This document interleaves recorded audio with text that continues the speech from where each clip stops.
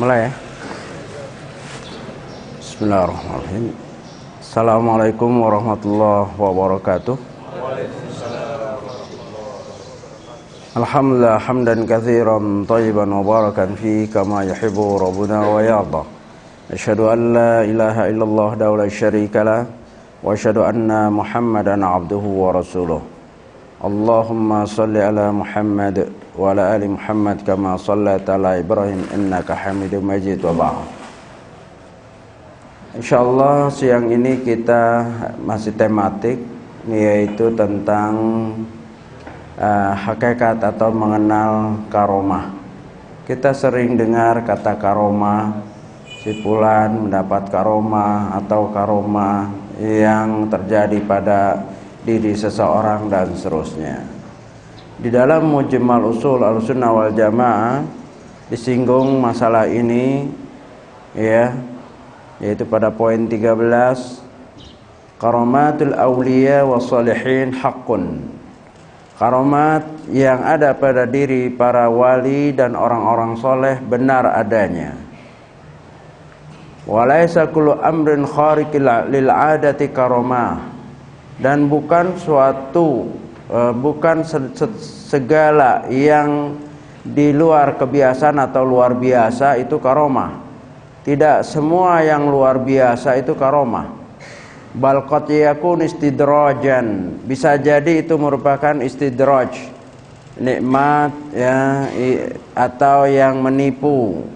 Wa qad yakunu min ta'tsiris syayatin wal mubtilin, bisa juga dia merupakan tipu daya syaitan, ya, atau perkara-perkara yang batil. Wal mi'yaru fi dzalika muwafaqatul kitab wa sunnah. Tolak ukurnya adalah sejauh mana cocok atau pasnya dengan Al-Quran dan Sunnah. Inilah sikap yang benar. Yang selanjutnya ada al-mu'minuna kulluhum awliya'ur rahman wa kullu mu'min fihi wilayatu biqadri imanihi. Setiap mukmin adalah wali Allah atau wali Rahman. Dan setiap mukmin ya loyalnya kepada Allah ya sesuai dengan sejauh mana keimanannya. Nah ini perkara yang pertama harus difahami, bahwa setiap orang yang beriman adalah wali Allah. Ya, setiap orang yang beriman adalah wali Allah, dan seorang wali Allah nggak akan ngaku dirinya adalah wali Allah. Ya, karena pengakuan itu akan meruntuhkan keimanan kadang-kadang karena ujub, sombong atau takabur. Ya. Tetapi bisa saja pada diri seseorang terjadi karomah, ya, keistimewaan, atau pada diri orang soleh. Ahlussunnah meyakini hal ini. Syekh Ibnu Taimiyah dalam Majmu' Fatwanya membahas masalah ini, bahwa manusia di dalam memandang karomah ada 3. Yang pertama yang menafikan secara mutlak, meniadakan secara mutlak.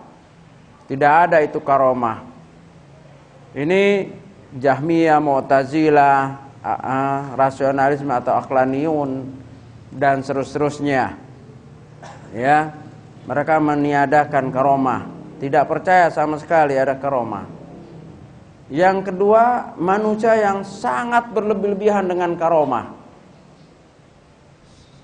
sehingga memandang atau menganggap orang dianggap soleh kalau ada mempunyai kelebihannya, keanehannya, ya, tunduk, didengar ucapannya kalau mempunyai kelebihan-kelebihan itu. Dan mereka akan mencari karomah itu dengan segala cara, baik sesuai dengan syar'i maupun yang tidak, karena begitu hulu berlebih-lebihan dengan karomah ini. Bahkan di antara mereka yang sengaja belajar untuk bagaimana bisa mendapat karomat-karomat. Walaupun kadang-kadang di antara mereka ada yang bersemedi suluk atau bersendirian di satu tempat, ya, sampai bisa timbul keanehan-keanehan pada dirinya. Ini yang berlebih-lebihan. Ahlussunnah wal Jamaah tidak menafikan dan tidak juga berlebihan, sesuai dengan dalil yang sah. Ya, mengimani, meyakini bahwa perkara itu adalah hak. Kalau yang terjadi pada diri Rasul kita sudah kenal, yaitu mukjizat. Mukjizat Rasul yang terbesar adalah Al-Qur'anul Karim yang kita bisa rasakan sampai sekarang. Itu mukjizat terbesar. Mukjizat-mukjizat yang lainnya, ya, diantaranya di riwayat Ibnu Mas'ud dan yang lainnya dalam sahabat yang banyak meriwayatkan dalam Sahih Bukhari, ya, diantaranya yaitu ketika dalam kekurangan air, perjalanan yang panjang, para sahabat sudah tidak mempunyai air untuk minum, untuk wudu, apalagi wudu, minum aja udah susah. Maka singkatnya Nabi mengumpulkan para sahabat untuk mengumpulkan tempat-tempat air itu yang sisa-sisanya, sedikit-sedikit ditaruh di satu wadah, kemudian Nabi celupkan dengan membaca doa, ya, dan memuji Allah dan memanggil, dan keluarlah, ya, air dari sela-sela jarinya. Cukup untuk ribuan orang minum, wudu, ada yang mandi, ya, cukup. Nah, ini karomah, dan itu nggak bisa kita lihat sekarang. Itu ketika Nabi hidup dan semua menyaksikan, ya, sahabat-sahabat di situ menyaksikan ketika itu. Nah, ini karomah, ini mukjizat. Adapun yang berlaku kepada sahabat, tabi'in, tabi'in dan sampai akhir zaman yang berlaku pada wali Allah atau orang soleh, ini adalah karomah. Ahlussunnah wal Jamaah menyatakan perkara ini adalah hak. Ya. Ciri-ciri karomah adalah apa? Khariqul lil adah, di luar kebiasaan. Ya, di luar kebiasaan. Nah, tapi bukan di luar sunatullah, itu juga sunatullah, artinya kehendak Allah. Ya, bukan di luar daripada kehendak Allah, sunatullah juga. Tapi khariqul ada, di luar kebiasaan, keumuman. Nah, mukjizat bukan hanya kepada Nabi Muhammad SAW. Nabi-nabi terdahulu juga kita bisa baca tentang mukjizat, dan kita tidak membahas masalah itu yang mungkin telah dibahas dalam waktu-waktu sebelumnya atau pada bab tentang mukjizat Nabi. Yang sekarang adalah karomat aulia wassalihin. Jadi Ahlussunnah wal Jamaah di tengah-tengah, tidak menafikan, meniadakan, tidak juga hulu, berlebih-lebihan. Ya, kenapa? Karena qad yakunu min ta'thiri syayatin. Bisa jadi keanehan itu dari gangguan setan. Ya, sekarang ini lagi ngetren ini anak-anak yang kecil-kecil udah bisa ngelihat jin, ngelihat penampakan. Anak apa namanya itu? Indigo. Itu anak sakit. Bukan anak punya karomah itu. Ya, itu harus diruqyah. Kalau ada anak seperti itu, jangan dipiara. Artinya dilestarikan, dites, satu tingkatan sampai nanti lama-lama jadi dukun nanti. Ya, jadi kalau punya anak itu serahkan. Kalau nggak bisa diruqyah sama ibu bapaknya, cari orang yang memahami itu. Diruqyah, insyaallah hilang. Ya, kalau dia bisa, oh Pak jangan situ Pak, di sana ada ini, jangan masuk rumah ini Pak, ini ada begitu. Ya jangan ganggu saya Pak, saya lagi main sama temennya, padahal nggak ada kelihatan temennya. Ya, atau bisa nebak angka-angka tertentu. Ya, Pak lagi susah ya Pak, pasang aja Pak, ini angka ini akan keluar nih Pak. Ini anak lagi keanehan-keanehan, bisa minta siris syaitan atau syayatin wal mubtilin. Udah anaknya seperti itu, bapak ibunya lemah akidahnya, langsung klop. Ya, cocok kan? Nah, syaitan mengganggu melalui anaknya. Ibu bapaknya tidak ngaji, tidak memahami bahwa ini gangguan setan, malah bangga, bahkan ada sekolahnya sekarang. Ya, saya pernah lihat dokumennya, itu sekolah anak-anak seperti itu. Nulis ditutup matanya. Ya, begitu. Terus bisa menghafal dalam waktu yang cepat. Oh, begitu ya. Nulis, bisa menebak, bisa menggambar tanpa melihat dan seterusnya. Itu tukang sihir kecil-kecilan itu. Ya. Coba itu yang suka main akrobat itu apa itu? Nembak ditutup. Ya kan? Kan ada. Jadi tidak semua keanehan-keanehan atau perkara-perkara yang di luar adat kebiasaan itu karomah. Nah, bisa jadi dia adalah taksir minasyaitan atau perkara-perkara kebatilan. Jadi tolak ukurnya apa? Sudah ada. Islam telah melengkapi. Allah telah melengkapi tolak ukurnya, mi'yarnya. Mi'yar itu alat untuk mengukur apakah ini karomah atau gangguan syaitan. Yaitu apa? Dengan kitabullah wa sunnah Rasulullah SAW.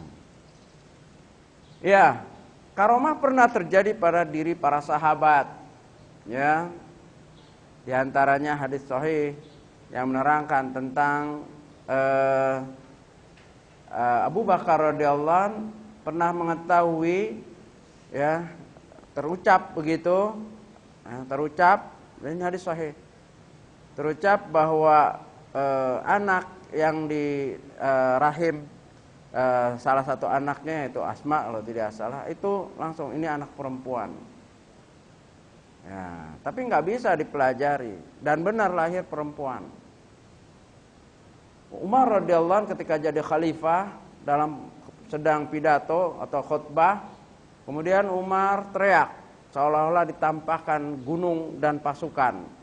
Kemudian Umar memerintahkan ke bukit. Maka tentara yang di jauh ribuan kilometer mendengar suara itu dan mengarah ke bukit seolah-olah Umar hadir dalam peperangan itu. Ini karomah. Ya, karomah kepada yang terjadi para tabi'in, tabi'in, ya, bisa jadi.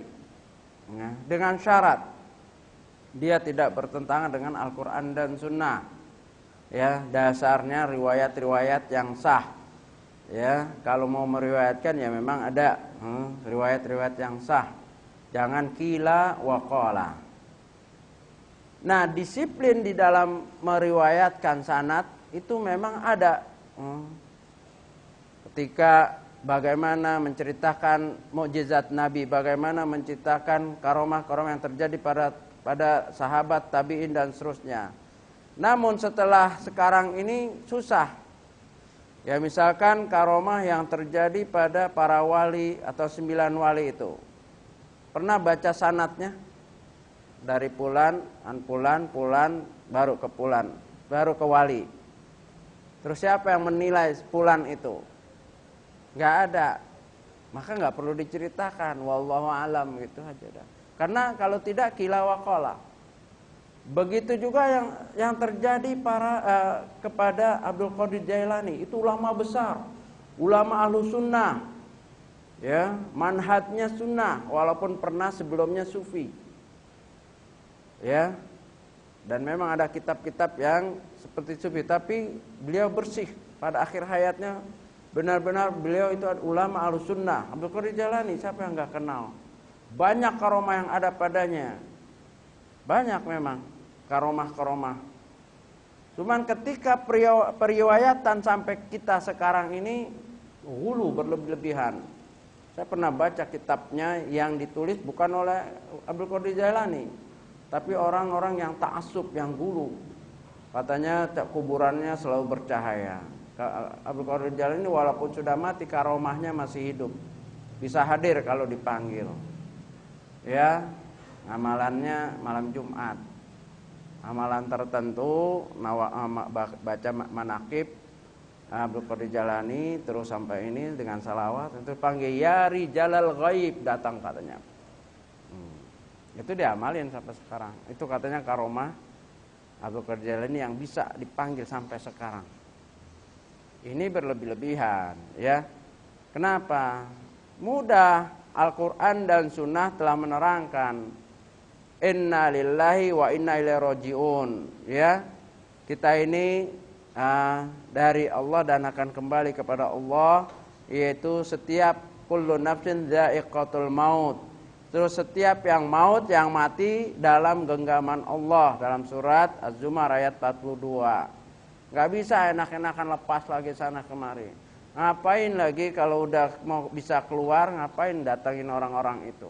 Ke Masjidil Haram aja tawaf. Ya, kenapa? Karena janjinya orang mati kalau kembali beramal soleh. Ya, Rabbana farji'na na'mal solihan inna muqinun. Itu dalam surat Al-Ahzab, dalam surat As-Sajdah. Rabbana ya Allah, balikan kami ke bumi. Kami akan beramal soleh. Jadi setiap yang mampu kembali, niatnya atau azamnya akan beramal soleh. Amal soleh ikhlas dan benar. Seperti sholat 5 waktu, ya, iktikaf, tawaf, umroh, apalagi haji dan seterusnya. Maka ngapain kunjungan ke sana kemari ganggu orang? Ya. Jadi kalau kita nih mampu, ya, seorang yang mati itu mampu untuk kembali, ya, sudah termaktub dalam Al-Qur'an keumuman mayoritas orang yang kembali inginnya beramal soleh. Dan sebaik-baik amal soleh yang pahalanya ratusan ribu di mana? Masjidil Haram. Ngapain ke As-Sakinah, ke Ciputat, ya, ke rumahnya lagi ngeliatin ini, katanya penasaran karena belum diapakan itu, belum diritual sesuatu, penasaran lagi. Gak ada itu. Kalau kembali mesti ke tempat yang pahalanya besar. Kalau sholat sunnahnya dikali 100.000 kali, etikafnya, doanya begitu. Ya, maka kalau memang bisa kembali, penuhnya itu di sana, di tempat yang paling mulia. Karena mereka akan mengejar amal soleh. Karena azamnya seperti itu. Rabbana farji'na na'mal solehan inna muqinun. Ya Allah, kembalikan kami ke bumi. Ya, kami akan beramal soleh. Sekarang kami yakin. Itu. Nah, jadi ada sebagian kisah-kisah yang tidak dapat dipertanggungjawabkan. Seperti karomahnya Nabi Khidir, katanya sampai sekarang masih hidup, ya, atau mukjizat. Dan orang yang bertemu Nabi Khidir katanya akan mendapat karomah itu, ya, akan mendapat keajaiban-keajaiban. Dan bolehnya orang yang telah bertemu dengan Nabi Khidir itu meninggalkan syariat Nabi Muhammad, sebagaimana Nabi Khidir tidak mengamalkan syariatnya Nabi Musa. Ini kebatilan. Ini orang yang sesat tapi berdalil. Ini fitnah syubhat, lebih bahaya. Maka syaitan di dalam kitab Talbisul Iblis menyatakan syaitan lebih senang bersama dengan orang yang terkena fitnah syubhat. Ya, dalam bentuk karomah, dalam bentuk keanehan, dalam bentuk keistimewaan dan seterusnya, dibanding orang yang terkena fitnah syahwat. Kenapa? Karena orang yang berzina, judi, minum khamar dan seterusnya, atau bunuh orang, ada, kalau dia orang Islam, dia ada mesti perasaan dosa. Orang Islam, ya, yang bersyahadat, bunuh orang sembarangan, mesti ada perasaan penyesalan walaupun mungkin belum tobat. Atau orang yang berjudi, mesti ada penyesalan. Tapi kalau orang yang kena fitnah syubhat, dia merasa dirinya mulia dengan keajaiban-keajaiban yang ada padanya. Ya, bagaimana mau taubat? Orang dia menganggap orang lain itu rendah. Ya, maka setan senang dengan orang seperti ini. Bakal temennya nanti. Ya, kalau dia nggak taubat, menemani setan di mana? Di neraka. Maka senang. Pelakunya nggak merasa dosa, merasa mempunyai posisi di sisi Allah, tapi sesat. Makanya ketika disampaikan dalil-dalil, mereka akan merendahkan. Itu timbul sifat setan, yaitu apa? Kibr, batarul haq wa ghamdun nas, menolak hak, Quran dan sunnah ditolak, didahulukan akalnya atau nasihat gurunya, dan merendahkan yang menyampaikannya. Siapa kamu?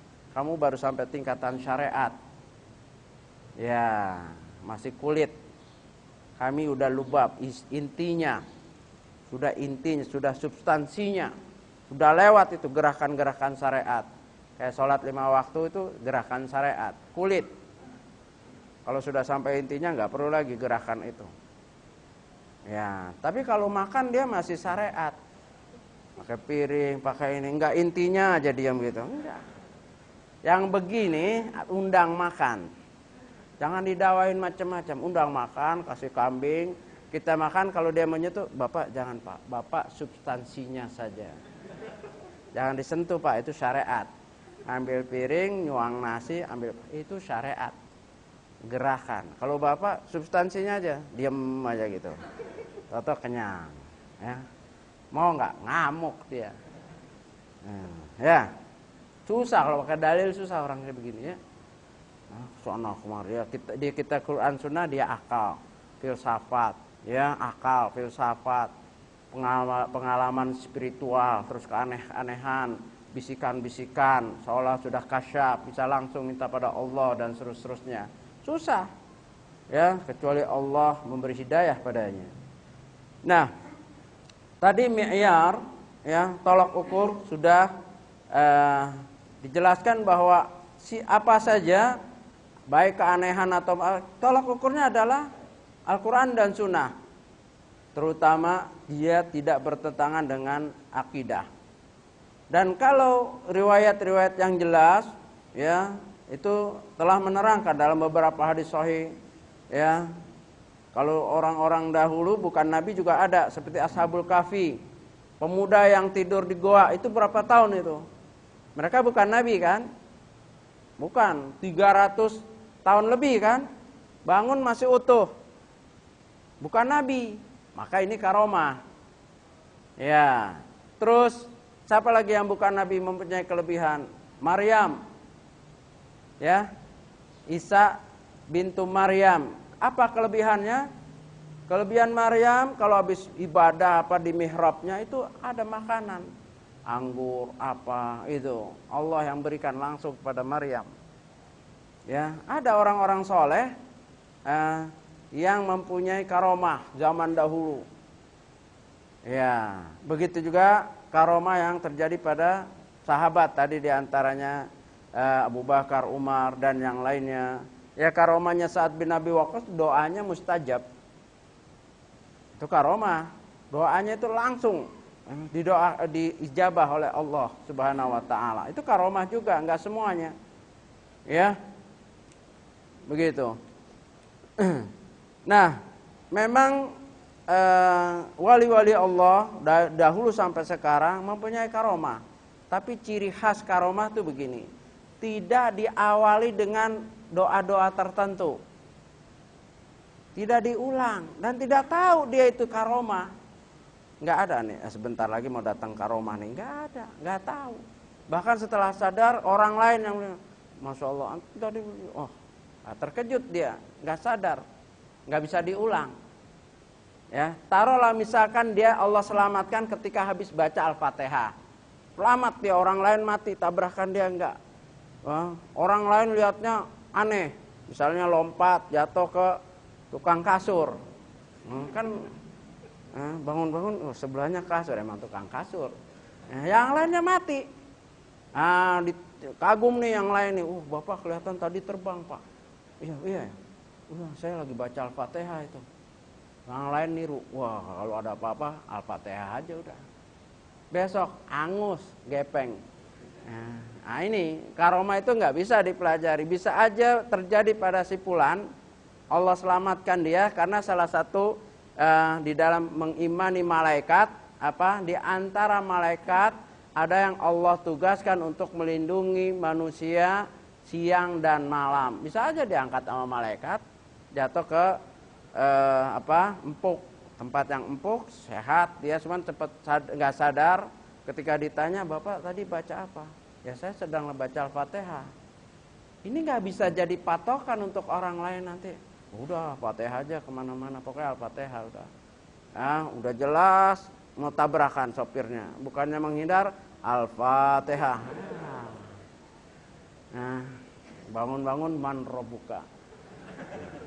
Ya, bukan tetangga yang bangunin dia, man robuka. Wah, Al-Fatihah nggak mujarab ini. Ternyata lewat. Ya, jadi nggak bisa karomah itu dipelajari. Kadang-kadang orang yang mendapatkannya nggak tahu dia mendapat karomah, dan nggak bisa diawali dengan tindakan tertentu, baik itu bacaan tertentu, enggak. Misalkan seorang terobsesi dengan kisah Nabi Ibrahim ketika mau dibakar, apa ucapannya? Hasbunallah ni'mal wakil. Sehingga Allah jadikan yang sunatullahnya bahwa api itu membakar, panas, menghanguskan, maka menjadi adem untuk Ibrahim. Ya naru kuni baridan wassalam al Ibrahim. Proses ini nggak bisa dipelajari untuk orang lagi kebakaran, ya dia di dalam nggak mau keluar, baca doanya Nabi Ibrahim, hasbunallah ni'mal wakil, ya terus dia baca lagi tambah ya nar kuni baridan, ya li Ibrahim, ya untuk Ibrahim, untuk dia mah angus-angus aja, ya. Nah ini nggak boleh. Maka nggak ada di Madinah, di mana universitas jurusan karomah, tidak ada. Jadi antum datang jurusan akidah silakan, mau belajar akidah, perbandingan akidah, perbandingan mazhab, belajar tentang hadis, tentang syariat, lipia ada jurusan syariat, tapi nggak ada jurusan karomah. Itu sepakat, alhamdulillah. Ya, baik yang bermanhaj sunnah, keumumannya nggak ada jurusan karomah. Pondok-pondok sini coba pesantren. Bahasa Arab antum mau perdalam silakan, ada di mana? Di Gontor. Ya, pondok Persis, pondok ini, pondok yang sunnah banyak. Tapi nggak ada jurusan pondok spesial jurusan karomah, nggak ada. Di sini bahwa sepakat keumumannya bahwa karomah itu nggak bisa dipelajari. Ya, dan tidak semua keanehan itu adalah karomah. Keanehan itu banyak. Ada orang nggak kebakar, ada orang bisa jalan di atas air, aneh kan? Tapi siapa orangnya? Nah ini juga. Tadi ada bisa aja itu ta'thir syaitan atau syayatin. Bisa efek dari perbuatan syaitan untuk menipu orang itu. Nah apabila seorang mengamalkan perkara-perkara yang tidak sunnah, yang tidak ada di Al-Quran dan seterusnya, ya, dan tidak akidahnya tidak jelas tapi mempunyai keanehan, ini bukan wali Allah. Karena wali Allah itu adalah orang yang beriman. Setiap orang beriman adalah wali Allah, dan enggak semua wali Allah itu otomatis mempunyai karomah atau mendapat karomah, bukan mempunyai karomah, mendapat karomah. Ya, tidak semua. Tidak semua, dan seorang enggak akan mengetahui kapan datangnya itu karomah. Artinya nggak bisa dia ketahui, itu kehendak Allah mutlak yang Allah perintahkan para malaikat. Ya, bahkan bisa jadi orang yang mendapatkannya nggak sadar, nggak tahu. Orang lain yang melihatnya.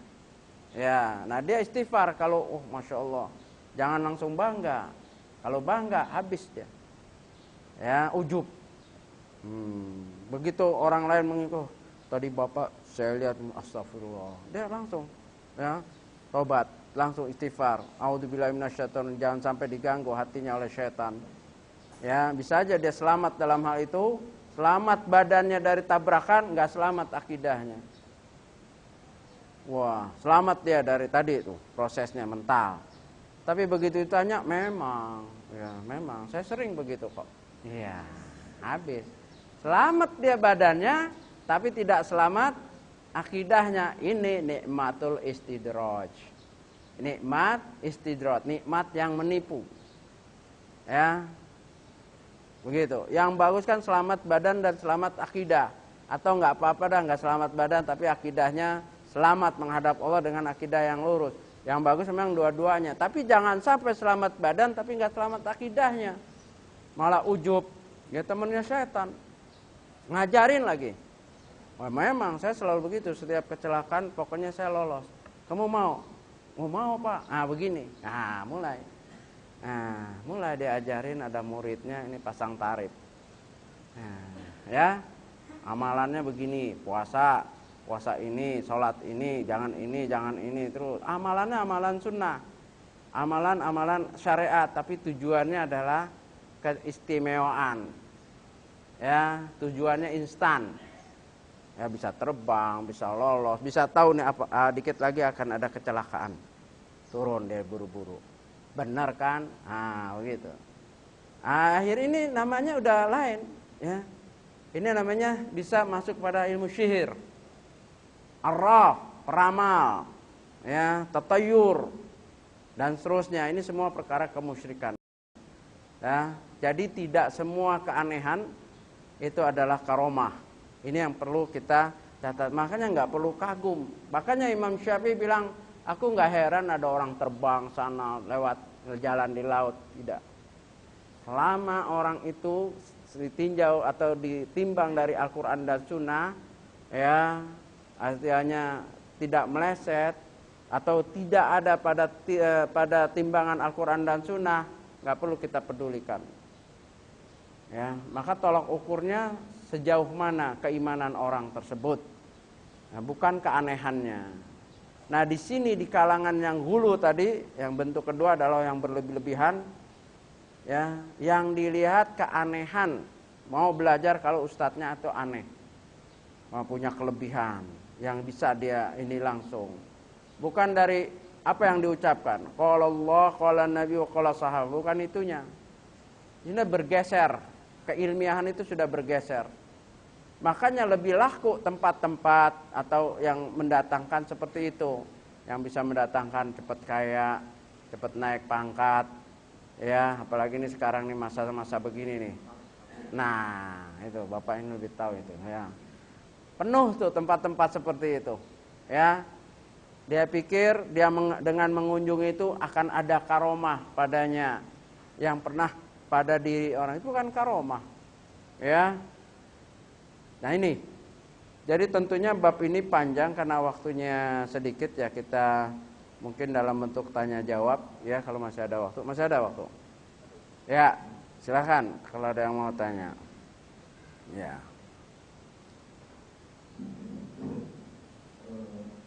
Pernyataan sebagian dari kita yang mengatakan sahabat Ali karawang apa itu Ali karamallahu wajhah. Iya. Iya. Syekh Muhammad Shalih Utsaimin ketika ditanya tentang dua masalah yang pada diri Ali radhiyallahu anhu, yaitu kalimat Imam Ali dan kalimat karamallahu wajhah. Pada kalimat Imam Ali sah-sah saja dengan syarat imam dalam arti kata diniatkan sebagai khalifah dan tidak dibatasi dengan Imam Ali. Kalau orang menyebut Imam Ali, ya Imam Abu Bakar, Imam Umar, Imam Utsman, Imam Ali, begitu, boleh. Tapi kalau dia menspesialkan Imam Ali dengan manggil yang lainnya tidak, ini tidak boleh. Ini ciri-ciri Syiah atau tasyayyu minimal. Nah, begitu juga dengan kalimat Ali karamallahu wajhah. Ya, ini tidak disebut oleh para sahabat, tidak disebut oleh para tabi'in di kalangan Ahlussunnah, tidak memunculkan ini. Dan biasanya yang menyebut ini adalah kalangan Syiah. Ya, keumumannya. Tapi maknanya mulia memang, maknanya bagus. Dengan syarat, kalaupun disebut orang awam, jangan langsung dituduh itu Syiah. Kita juga harus adil, tidak semua orang yang menyebut ini Syiah. Misalkan ada seorang ustaz Ali karamallahu wajhah, wah Syiah, udah nggak mau dengerin, nggak, belum tentu, karena dia mungkin nggak tahu, ya, niatnya baik, ya, semoga Allah memuliakan wajahnya, ya, nah ini kan begitu, seperti meridhoinya dan seterusnya. Jadi ini sebutan yang tidak umum di kalangan Ahlussunnah, tapi bukan berarti kalau orang menyebut itu langsung Syiah. Tidak, bisa aja dia orang awam yang nggak tahu, ya, begitu, menukil satu kalimat dengan kalimat. Tapi sebaiknya kita yang sudah disepakati Ahlussunnah wal Jamaah di dalam kitab Al-Iman yang ditulis oleh Syekh Muhammad Shalih Utsaimin, bahwa para sahabat radhiyallahu anhum, udah Ali radhiyallahu an, ya. Karena biasanya kalau orang-orang Syiah, kalau Ali karamallahu wajhah alaihissalam, Husain alaihissalam, ya kan? Husain alaihissalam, Khadijah alaihissalam, Fatimah alaihissalam. alaihissalam. Begitu. Selain karamallahu wajha. Ya, kalau kita tidak Ahlussunnah, sahabat radhiyallahu anhum, ulama rahimahumullah. Ya begitu. Itu telah dirinci di dalam kitabnya Syekh Muhammad Shalih Al-Utsaimin. Wallahu a'lam. Ya. Cukup ya. Subhanakallah wa bihamdika asyhadu an la ilaha illa anta astaghfiruka wa atubu ilaik. Assalamualaikum warahmatullahi wabarakatuh.